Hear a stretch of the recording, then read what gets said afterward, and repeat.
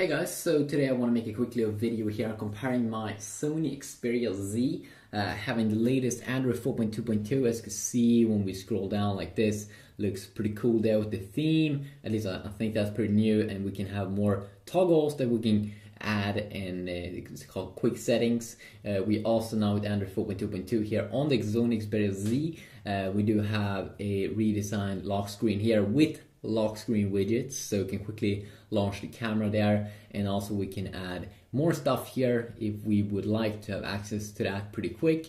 We also have new things here, a new kind of menu down here and some logos that they have changed, and we can add our 4 favorite quick access apps here on the multitasking area. And then of course you have your normal scroll to remove things.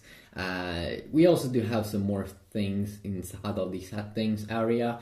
When we go to display and you go down like that, you have quick settings, and this is more freedom to tweak the toggles that you see up here.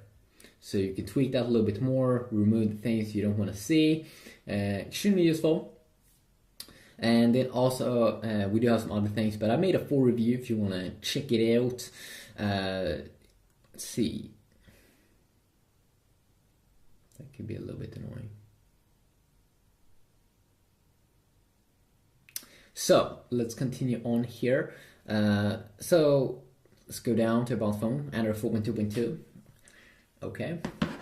And then of course we do have my iPhone 5 here, having the latest iOS 7 beta 2 that I've also made a full review of, been going over and all that, but we can go over it a little bit quick here, sneak peek look compared to earlier betas. It now has first of course voice memo, so when we load it up here we can record voice and everything. Awesome. We also have Siri, which talks now in male and female new voices. So what is 2 plus 2, baby?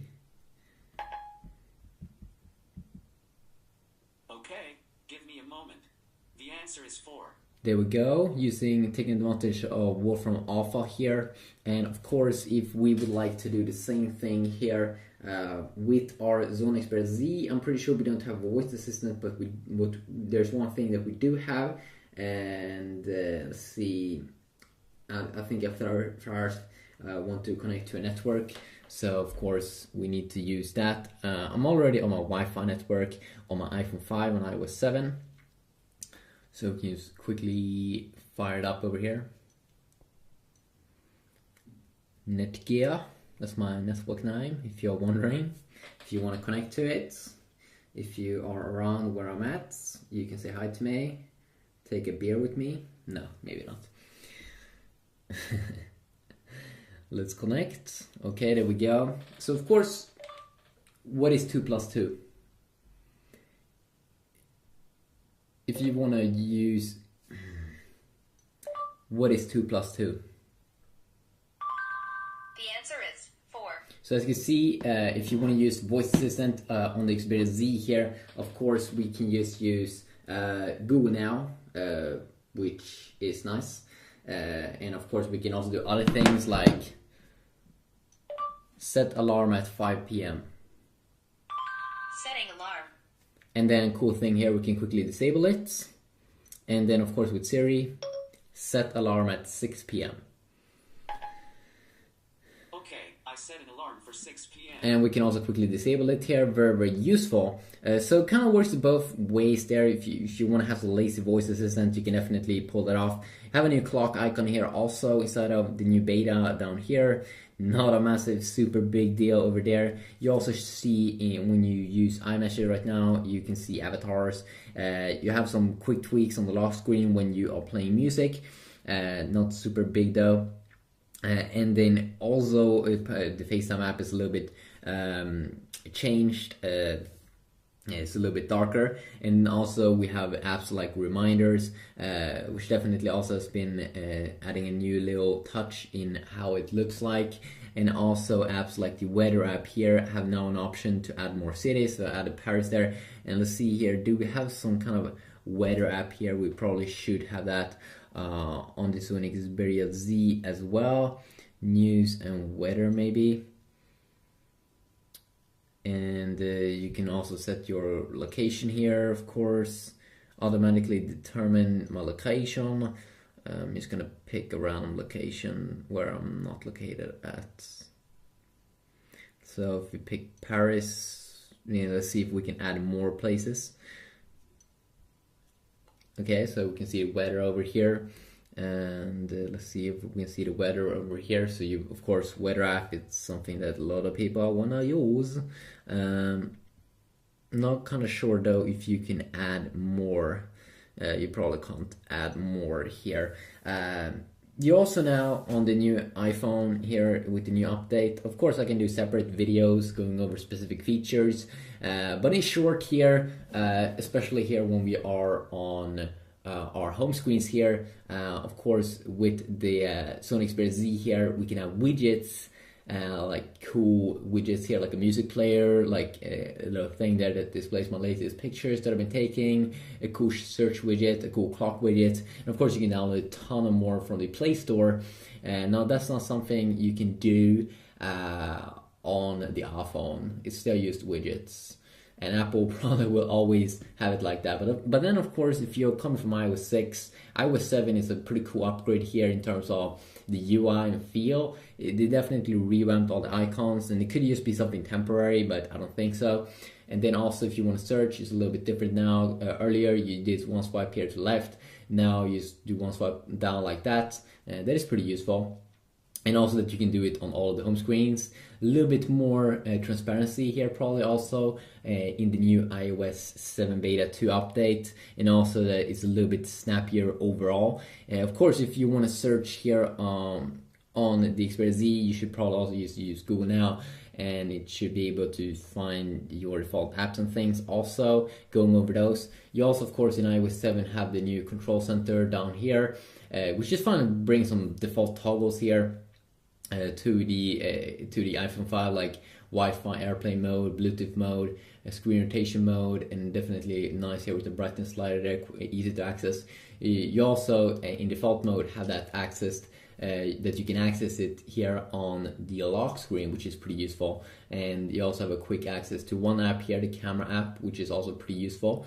If you check it out and compare it here on the Xperia Z here, they're both very clean and both have a quick access to the camera, but you do get some more additions here on the Xperia Z here, because we can have, with the latest Android 4.2 update, we can add a quick access here to different apps.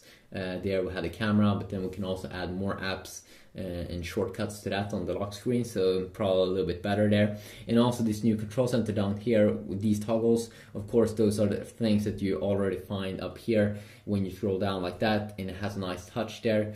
Not sure if brightness slider, if you can have that over here though. And then of course I think it looks a little bit more stylish here with like transparent background here on the iPhone. Definitely looks stylish.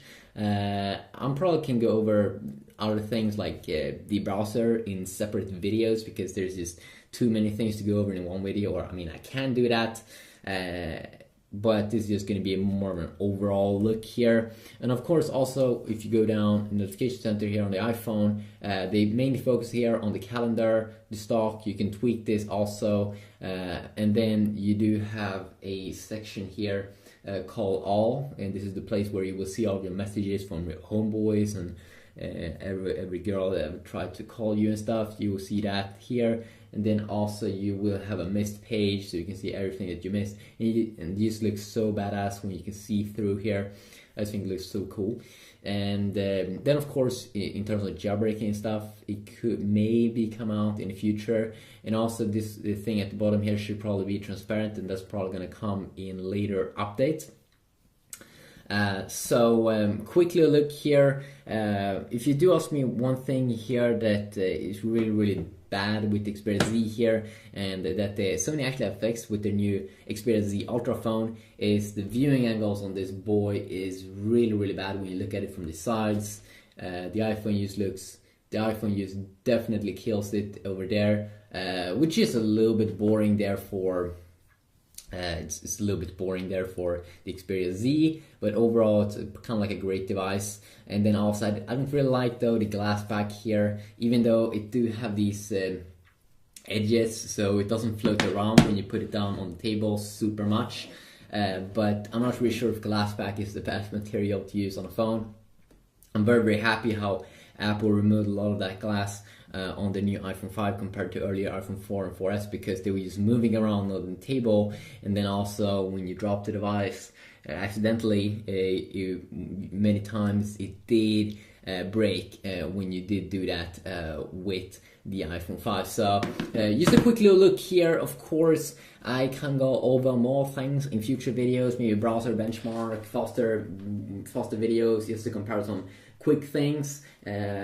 Happy that you did watch this video. You can leave your feedback down below if you want to see anything specific. If you like my videos, you can also subscribe, of course, to my YouTube channel and see me uploading videos like almost every day, not all days, but a lot of days. And then also, of course, multitasking. I'm not sure if I did show you that, but multitasking, of course, is one tap there, double tap here on the iPhone, and it's a little bit, it's the same as it was in the earlier beta, but I think they could have added a little bit more speed here when you want to remove an app.